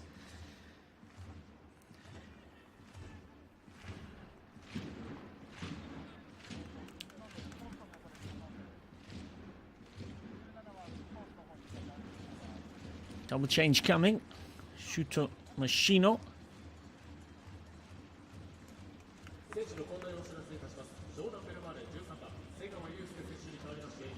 And Akito Suzuki are the two to come on. It's a double change up front. And it's two of their big hitters that are coming on. Shuto Machino, their top goal scorer this season. 7 goals in all competitions. And then there's a chance for the talented 18-year-old Akito Suzuki to make his mark. He has already grabbed 1 goal this season. Not a change of formation though. 2 strikers on for 2 strikers. Decent corner flicked on. Makuma was there.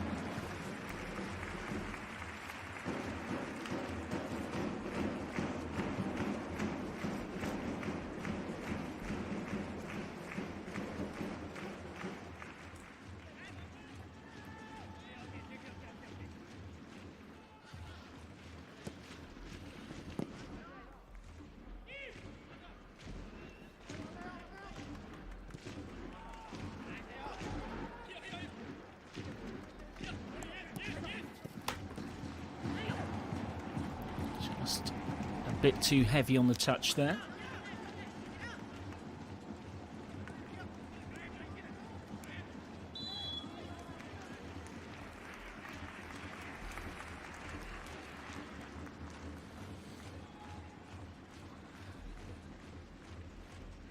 Certainly not defensively minded changes from Shonan Bellmare. They're looking for a breakthrough. They're looking for a goal. Improved as this game's gone on. Focus there on the 22-year-old Shuto Machino. I mentioned he's already got 7 goals this season. 4 of those came recently, with a pair of goals in 2 consecutive J-League games to try and get Shonan Bellmare's league campaign going, which had really been struggling until that point. He scored 2 in a 2-1 win to get them off the bottom. Victory against Vissel Kobe on the 21st of May as Jin Hyun Kim comes out and gathers.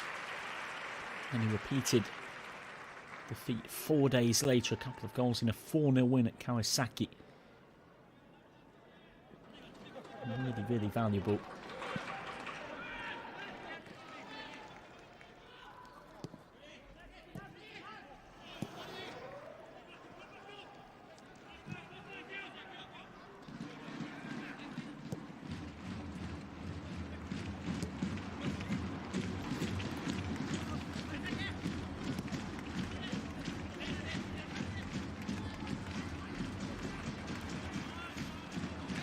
fight for the ball in midfield. He's been keen to try and play on wherever possible today, Masuya Ueda, the referee.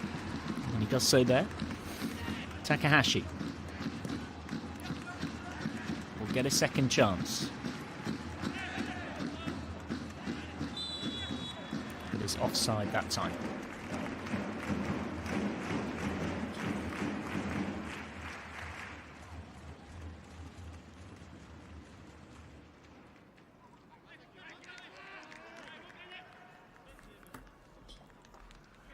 Worth saying as well, plenty of ambitious plans going on for wider Japanese football development as well. Selling players to major leagues overseas is a big part of the Japanese Football Association's vision to create a world-class national team to move, inspire and encourage the people of Japan, to use their words. A remit that was first set out back in 2005, including a very ambitious pledge to go and win the World Cup by 2050. And there's been a particular eye on things given Celtic's recent success. Andrzej Postecoglou leading the Yokohama Mariners to their first J-League title in 15 years back in 2019. Rare foray forward for Cerezo Osaka, who we haven't seen much of attacking in this second half. First time cross. Dealt with by Oiwa, but they just can't get it away here. The flick's good as well. It's a proper game of penalty box pinball. Tani has to come out and just whack it clear. And Jonic does the same. Frantic passage of play. Sonia Makuma setting up Hirotaka Tamida there.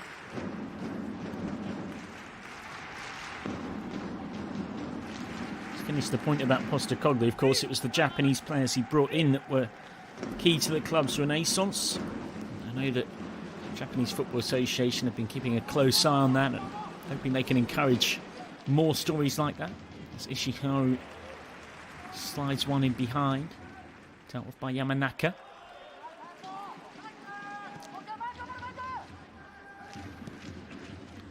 Well, it might be easy to say that Shonan Bellmare would prefer a 0-0 of these two. So that swung in and headed straight at Kim. Good power though. Looking for that elusive away goal, and it was their top scorer this season, Shuto Mashino, who's only been on the pitch a mere matter of moments. But to finish the thought, it's very easy to say that, but actually going and getting a 0-0, particularly in times where the away goals rule is in play, is actually a dangerous ploy. And it's not one Shonan Bellmare can be accused of. They've shown plenty of attacking intent in this second half, but were it to end 0-0, it would be simplistic to think that Shonan would be the happier with that, because Cerezo then know they just need to score one away goal to put Shonan in real trouble next week. Second change of the afternoon for Cerezo Osaka. Hirotaka Tameda comes off.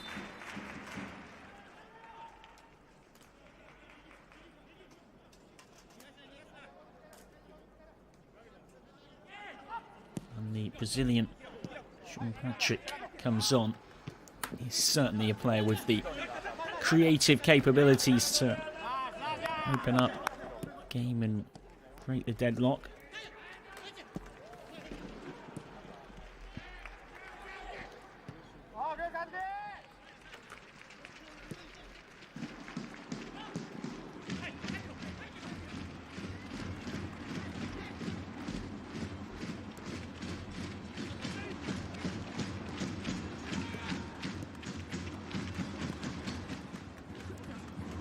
Runs all the way through. Young Kim had to be careful for a second there.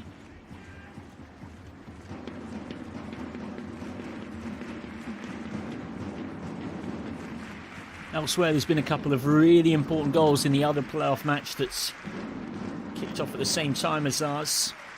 Nagoya Grampus have pulled clear against Kyoto Sanga. They were 2-1 up with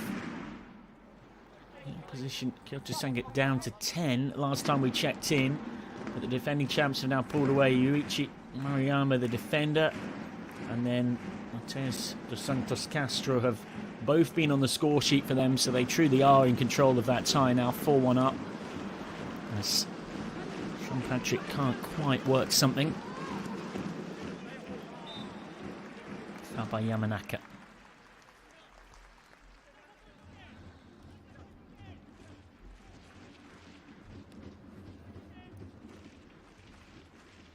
Both of these teams, of course, in the J-League, which you might be interested to know, only went fully professional in 1992, so somewhat playing catch-up with other continents, particularly you think of in Europe, and even now relatively few professional playing contracts are handed out each year, so it is difficult for young players to get opportunities. There's no reserve or B teams, and only a small handful of clubs even have under 23 sides that play in the Japanese third tier. The university system does often partly fill that void, much in the same way as you see in the United States with sport over there. It's been an interesting time of development for the J-League. As here comes Cerezo, developing with this counter-attack. Sean Patrick, really good recovering defence. He was looking for the pullback and was denied. Well, this was breakneck speed stuff. One moment Shonan were attacking, the next moment it was a 4-on-2.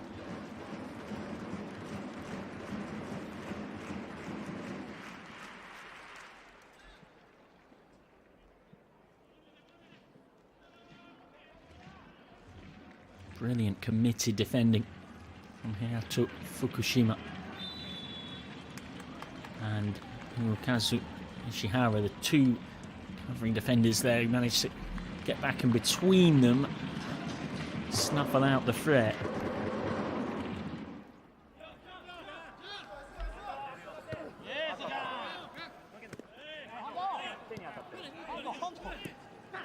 Nicely worked by Shonan.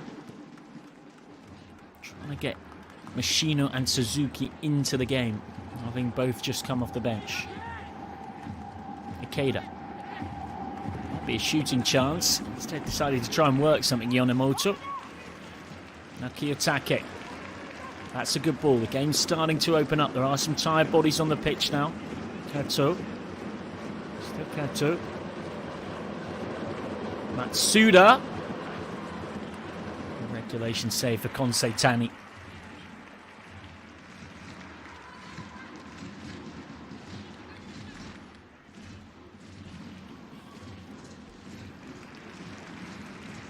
Of course, if you're maybe a casual observer of Japanese football, you're probably aware that there has been a recent policy of signing big-name foreign players at the end of their careers.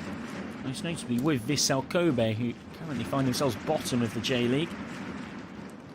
David Villa here in 2019 and 2020. Lucas Podolski did a 3-year stint that ended in 2020 as well. And then, of course, it's the Barcelona legend Andres Iniesta. Although the most successful imports have sometimes actually been the less glamorous ones. Likes of Ediga Jr. and Eric Lima, who both played for the successful Yokohama Mariners side back in 2019 and 2020.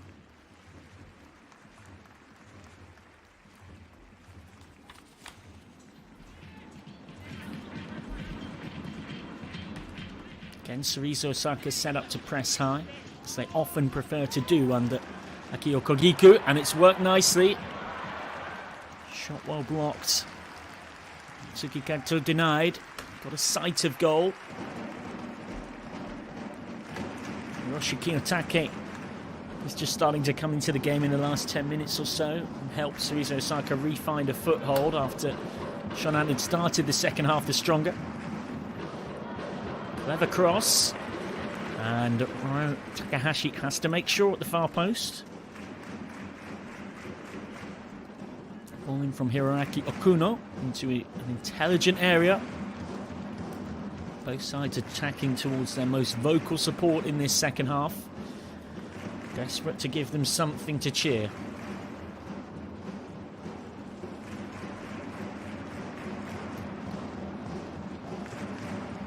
In this playoff stage, 8 have made it out of the groups. 4 will join the 4 already waiting in the quarterfinals. Bus stop routine. And a bit of pushing and shoving that referee Asuya Ueda's keeping a close eye on.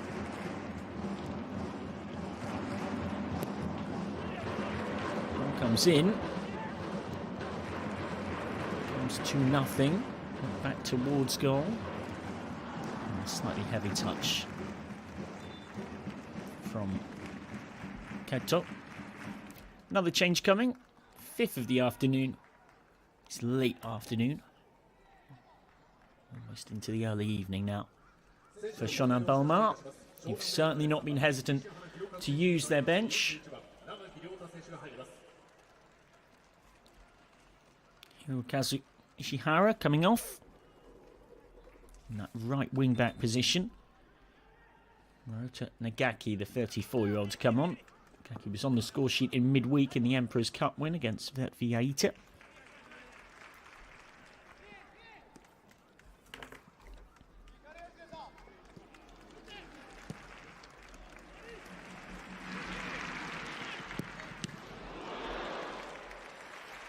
Corner to Cerezo, who've just refound their momentum in the game in the last 10 minutes. They've managed to get back towards the levels they were at in the first half.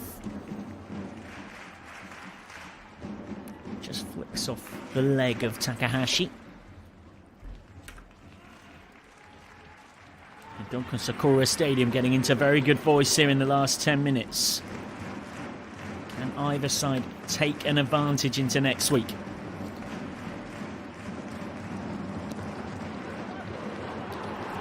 Cerezo in front.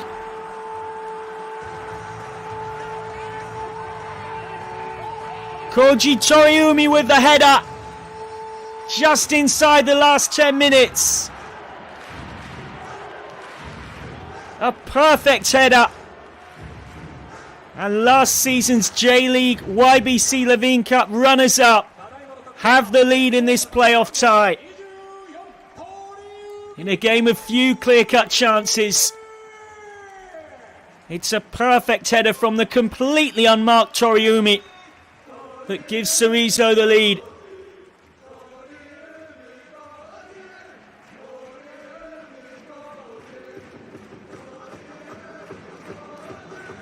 I'm not sure who was meant to be marking him, but they weren't in the same postcode. And there was Koji Toriumi.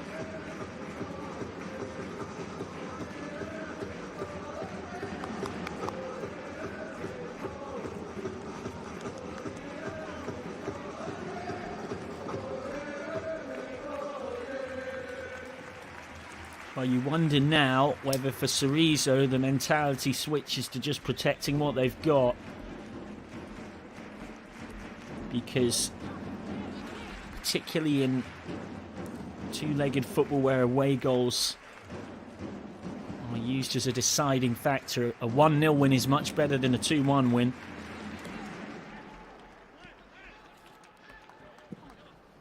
And it's the 27-year-old defender's goal has made the difference. It's only his second goal for the club. Scored one last season. It's on target in the 3-0 win against Nagoya Grampus in the Emperor's Cup on the 27th of October. And predictably, they are going to be a touch defensive-minded in the changes that they'll make now. Hiroshi Kiyotake, who's had a very good game at the top of the midfield. And the left-back, Ryosuke Yamanaka, are the two to come off. Don't expect that it's inherently a change of shape, though. By the looks of things, they'll stay in the 4-2-3-1 system that they know and work on so well under Coach Kogiku. It's more that maybe, whilst it will be a pretty straight swap in the left-back position, where Shinido will come on for Yamanaka. Uejo, who's just come on in place of Kiyotake, will sit a bit deeper.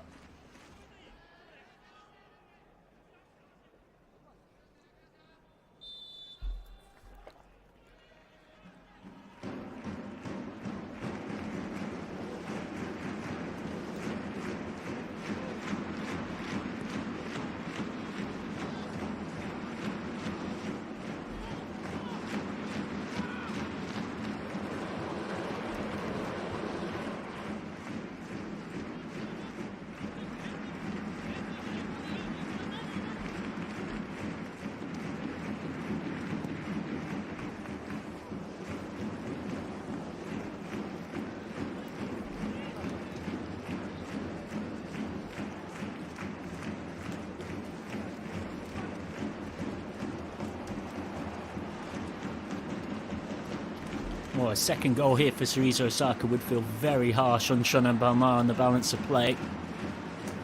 Instead, here comes Shonan breaking. They'd love an away goal. First time cross. Not sure whether it was a cross or a shot. Flashes into the side netting of Kim's goal. Keeper always had it covered.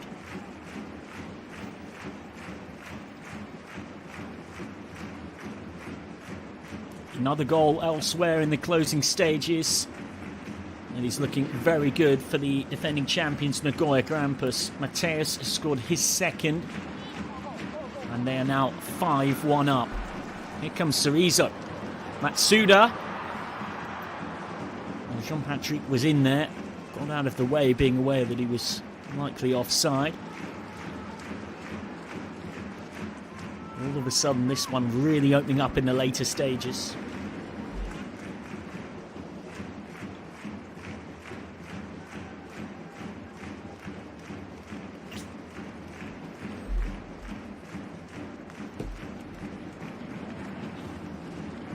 Flicked forward by Suzuki.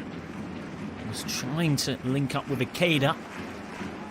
Zaki Ikeda, who already has 4 goals in this season's YBC J.League Levain Cup competition. One of the top scorers in it. Level with 3 other players in the race for the tournament's Golden Boot. Lost by Takahashi. Here's Harakawa.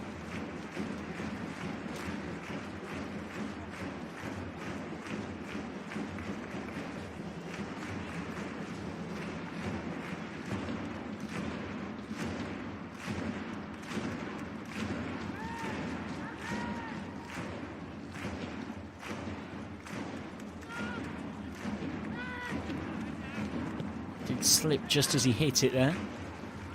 To Nagaki. Just 3 minutes or so left for this tie to take another turn. Remember, a 1-1, if Shonan could grab it, would be a lot better than what they had at 0-0 by virtue of having that away goal.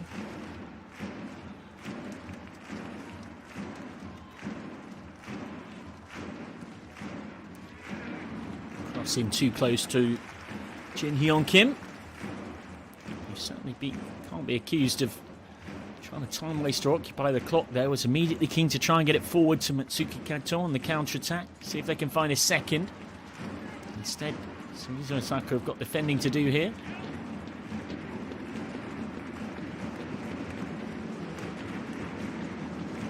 And this time, Jin Hyun Kim will just try and eat away the clock a few extra seconds for Cerezo Osaka.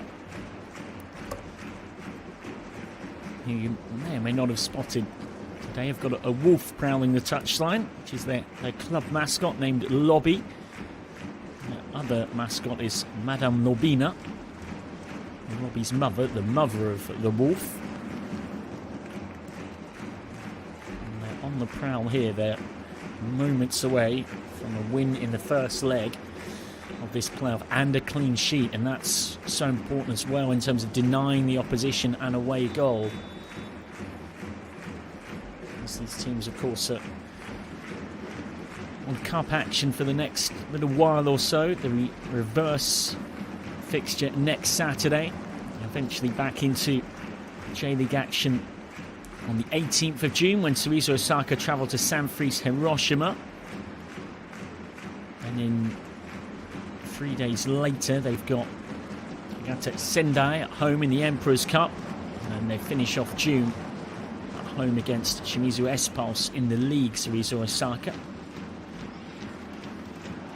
Nicely worked. Oh, and that's a lovely turn and an even better block back there. That is great defense from Hayato Fukushima. So close to a second, Cerezo Osaka. Great work by Riku Matsuda initially to start things up that right flank.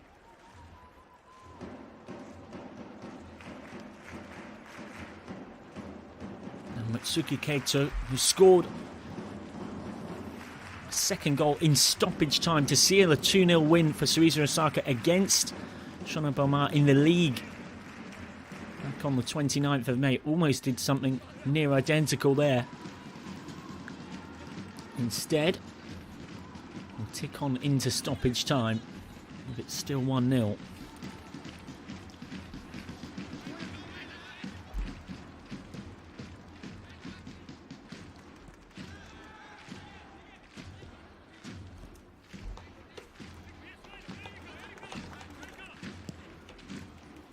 Shonan Bellmare pressing for something. 3 minutes added on. Side who had a lot of success in the late 70s and early 80s in the old Japanese format. JSL, won 2 JSL titles, including 2 doubles with the Emperor's Cup across that period.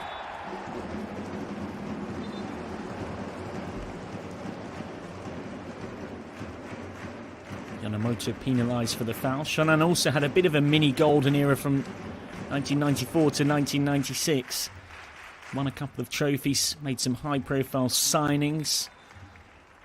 But then, as so often can happen in football in this part of the world, it tends to oscillate with off-field support. And when their main sponsor, Fujita, decided to discontinue that financial support in 1999 due to their own financial difficulties, that had a big knock-on effect on Shonan Bellmare. They were forced to release some highly paid players, ended up finishing bottom that season. As often happens in a situation like this, the club made a new start. The ownership was then transferred to a community-owned organisation. Corner for Cerezo Osaka. Perfect way to play out time and deny Shonan an away goal, but also maybe nick a second of their own.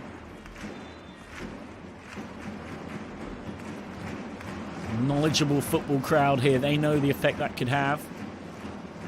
Taken short. And Shonan get the goal kick. Shonan under the coaching of Satoshi Yamaguchi. First team he's coached at senior level. Appointed after In Ukishima stepped down in September 2021. Certainly highly experienced as a player, won every major trophy there is to win in Asia, including the AFC Champions League with Gambari Osaka, but 44 years old, still relatively an infant in terms of his coaching journey.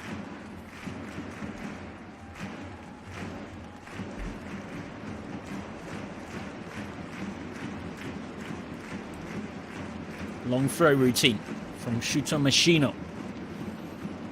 Wasn't a bad one. Onyic gets it away. And they'll take another long throw and try and put Mashino's skill to good use. Full-time whistle imminent, though. They'll have to be quick.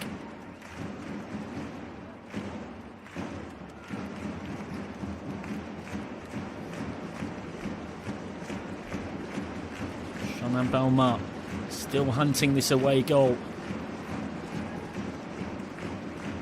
Yonemoto. And it comes. Harmlessly out. And that will be that. A very satisfying afternoon in the sunshine for Cerezo Osaka, who at half-time in this two-legged playoff tie have their noses in front thanks to Koji Toriumi. Centre-half's imposing header just inside the last 10 minutes. They've denied Shonan Bellmare an away goal, and that could prove so important as well. It means that if Cerezo Osaka can score in the reverse leg next week, as soon as they score one goal, Shonan Bellmare will need to score 3 or they will be out. So it very much puts them in pole position in the tie. It's also their 5th straight win in all competitions. Just 1 loss in their last 9. No wonder the home fans are so happy. Meanwhile, Shonan had been in pretty good form recently, but it's a damaging defeat for them. Match that was pretty even on the balance of play, but it is Cerezo Osaka who take it.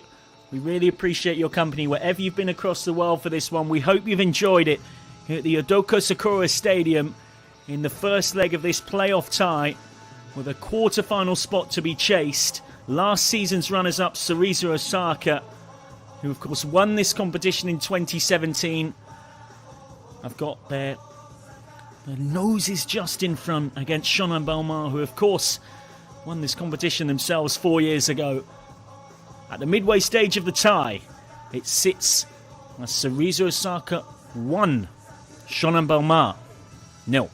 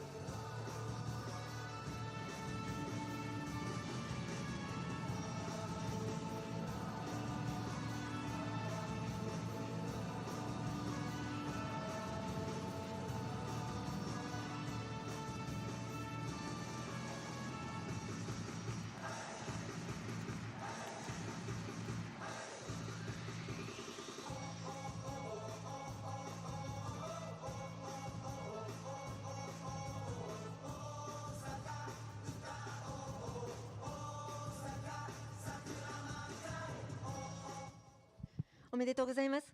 ありがとうございます。非常に大きなゴールとなりましたが、まずヘディングいいコースに決めましたね。振り返ってもらえますか。そうですね、清君から本当にいいボールが来たんで、本当に決めるだけでした。清武選手からもドンピシャでしたけれども、あれ狙っていた形ではあったんですか。セットプレーっていうのは自分たちが入りたいところに入っていいっていうふうにスタッフから言われてて、フィーリングであそこに入りました。はい、フィーリングで入ったんですか。いいとこ入りましたね。いいところに入っていいボールが来ました。今季初ゴールということになります、大きなゴールになりましたね。これについてはいかがでしょうか。そうですね、今日の試合も苦しい展開が続いてたので、ああいう風な展開でセットプレーで1点取れたのは大きかったと思います。これで大きなアドバンテージを持ってのアウェーでの戦いが待っています。アウェーでの戦い、どんなことが大事になりそうですか。本当に全員で一体感を持って守備してハードワークして今日みたいな我慢強いゲームをできるようにしていきたいです。おめでとうございます。ありがとうございました。お疲れ様でした。ありがとうございました。ありがとうございました。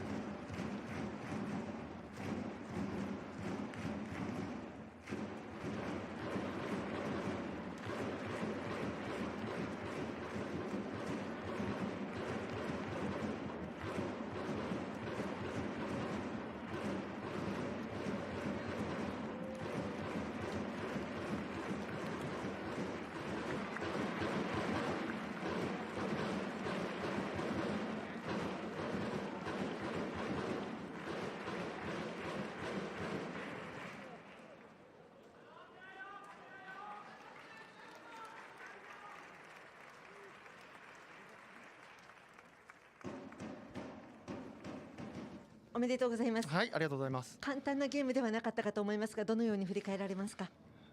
やはり、湘南のアウェーゴールをですね、奪いに来る前からの強い矢印を耐えながら、そしてカウンター、リスタート、そういったところが非常にキーになるというふうに思っていましたので、後半ですね、より相手が前に来たところを再三カウンターで攻撃を仕掛けられたこと、そして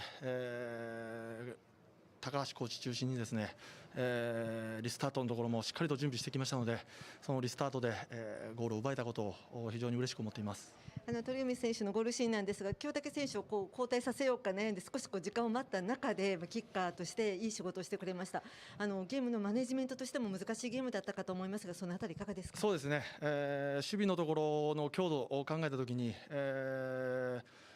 前線のフレッシュな選手を入れようという考えもあったんですけれども、非常に攻撃のところで清武が、ボールを受けて、たくさんチャンスに絡んでいましたので、やはりここは、攻撃の姿勢をですね保ってボールを奪い、そしてゴールに向かう、そこを大事にしようという思いで、引っ張りました。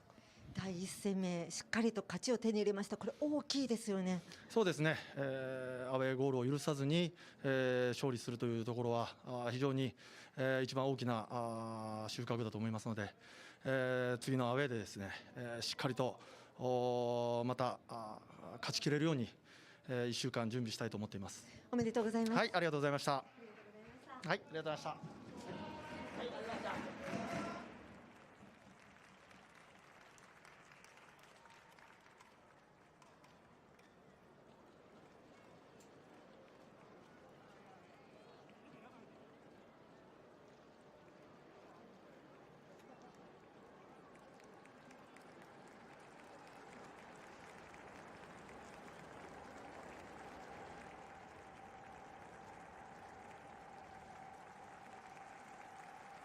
それでは今日のスタジアムインタビューに行きましょう。この方が来てくれました。キム・ジンヒョン選手。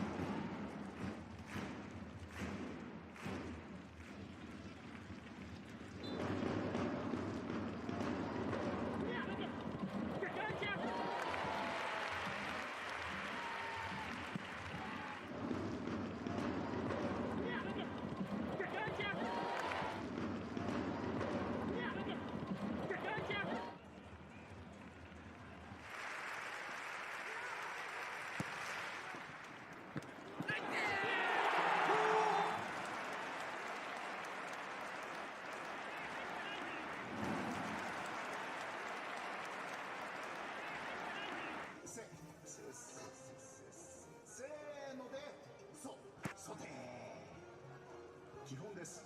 国産鶏肉桜姫。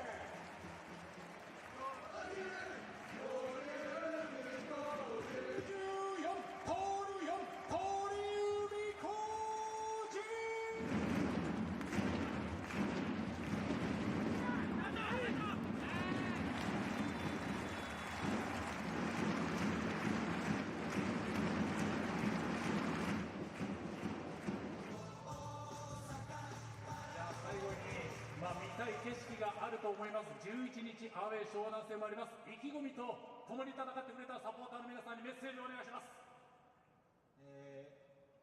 今日も熱い応援ありがとうございます。本当に皆さんのおかげで素晴らしいスタジアムで素晴らしい雰囲気で選手は全力で戦うことができていると思います。これにものにしてまた次アウェーも、油断せずにまたルヴァンカップをステップアップを1個もできるように、J リーグでまた戦ってきます。また応援よろしくお願いします。ありがとうございました。キム・ジンヒョン選手でした。皆さんもう一度大きな拍手をお送りください。